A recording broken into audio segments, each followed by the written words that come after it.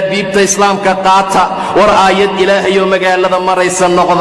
نغض يدنين عليهن من جلابيبهن أو كرسيغان كفرسا يدنين عليهن من جلابيبهن أو بصرا عيسى يدنين عليهن من جلابيبهن أو فصل قليسة كصوب عيسى يدنين عليهن من جلابيبهن لقرسنايو وأخل كيدا الله سيك حينايو يدنين عليهن من جلابيبهن أو سوقا كأذيغن يسا نغض ولا ليال إن الله لا انتاد كدداشان حجابك إلهي دنيهين كددالا ساد السقا وسام بانارت الذين كقاوينيا ساد دينت الله النعظم بجنة إني نعيسى ساد عذابك ساد حمانت إيا فسقك إيا قاوناشا وجعلاتان يا إبليس يا شيطان إذن جعلانا يا حديك لي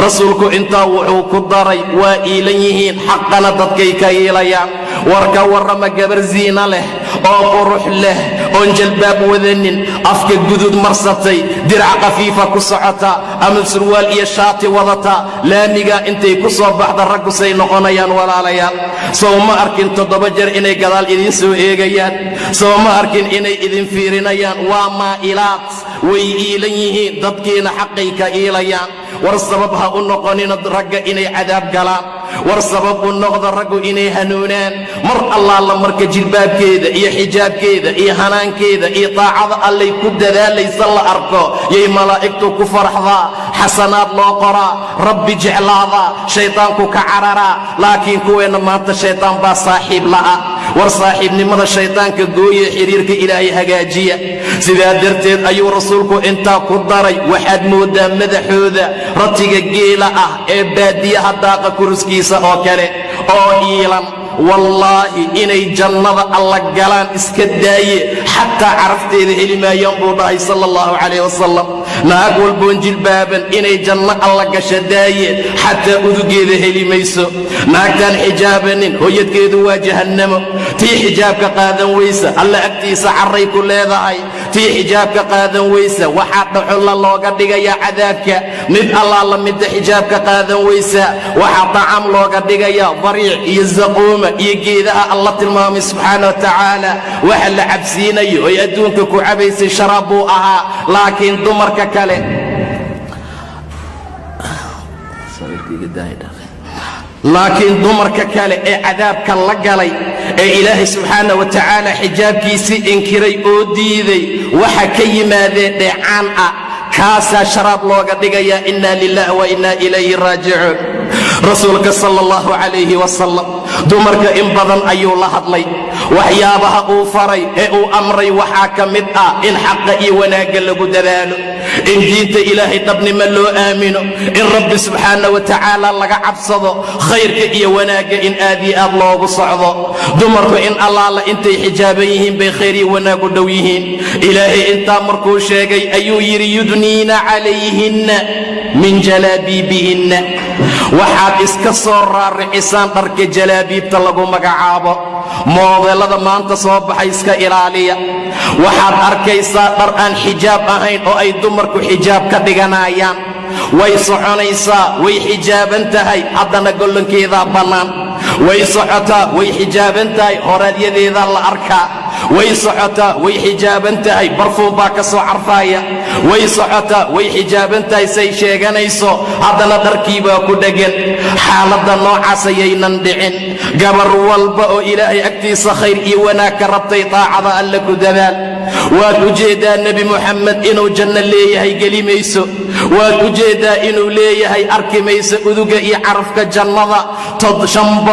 oo sano meel loo socdaa laga carfiyaa jannada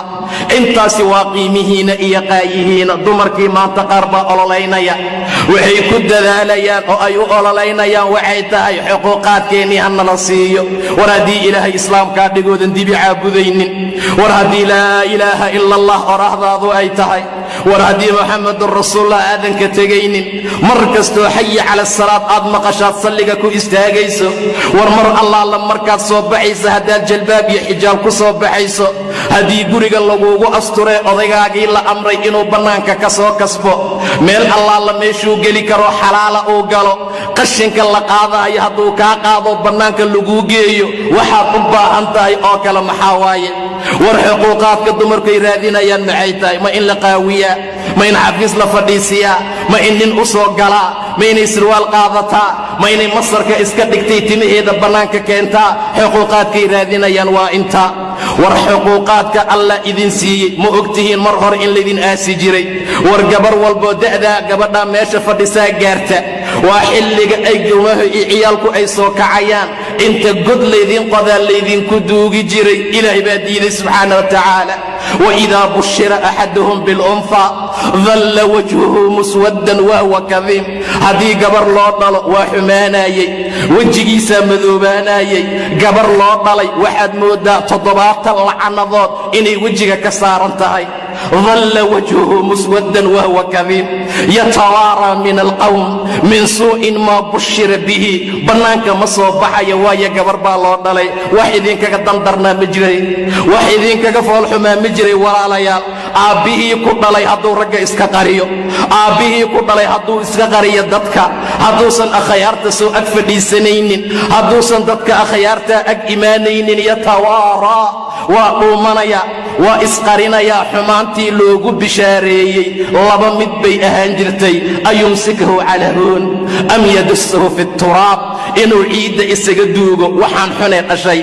inuu carada isaga aasa ayadoo nool intaa ka bacdi amase inuu iska haysto ihaano iyo dulli asagoon hadalkiisa la qaadanin labadaa mid ayay ahaan jirtay buu yidhi ilaah subxaana wa tacaala dullinidaa loo dhalay ayuu diidan yahay ayaduu rabaa inuu xabaalaha isaga aaso qaar baa la tilmaamaa intay u soo qubeeyeen ay dar u soo labiseen ay dahab u soo geliyeen godna ay u soo qodeenuu wadaa garkay ciidda ka tirtiraysaa oy leedahay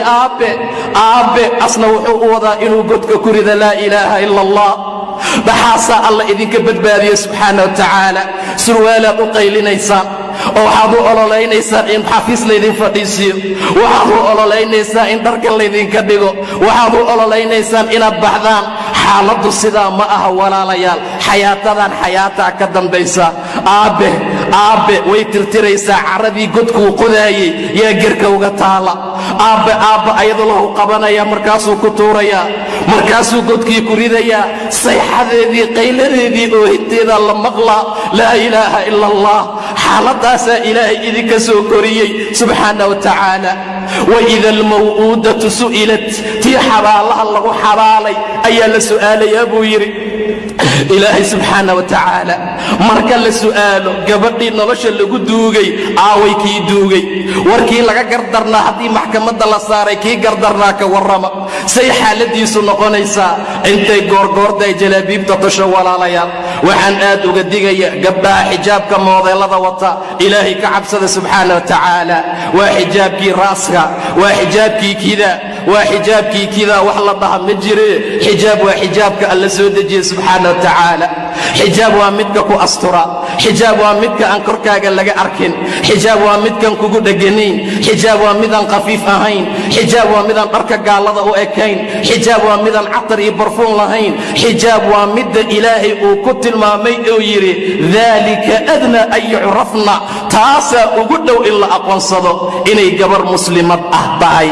inay gabar xaraa'ira oo xor ah tahay inay gabar ilaahay jecel tahay jalbaabkaa lagu aqoonsadaa jalbaabkaa lagu yaqaanaa jalbaabkaa lagu aqoonsadaa oo lagu fahmaa daalika adnaa an yucrafna falaa yu'dayn wa kaana allahu ghafuuran raxiima ilaahay waa alla dembi dhaaf badan oo naxariis badan maxaa labadaa loo daba dhigay maxaa aayadda labadaa loogu qatimay waa qatin aad iyo aad u qiimo badan wa kaana allahu ghafuuraa alla waa dembi dhaaf badne naag allaan la naagtaan xijaabanin oo aan jirkeeda qarinin oo surwaal ama dirac khafiifa ama marag yara garabka saaratee bannaanka ku baxda hadday tawba keenta saacaddan aan joogno ay dawaar laha aado dhar xoog badan oo culus oo shuruudaha xijaabka wata ay labisato ilaahay waa dembi dhaaf badne subxaana wa tacaala la dhihi maayo 20 sano iyo 30 sano jilbaab la'aan suuqa joogtay kaa aqbali maayo xaashaa lillaah ilaahay ma ahan subxaana wa tacaala dembiguuna cafin waana noo dhaafaya